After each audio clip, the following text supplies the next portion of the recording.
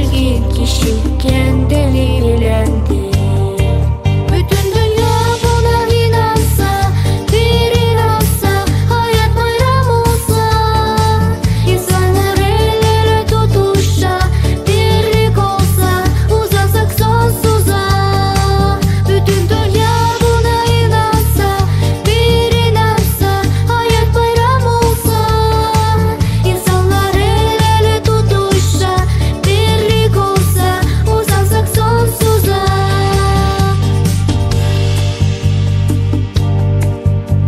Şu dünyadaki en olgun kişi acıya gülendi.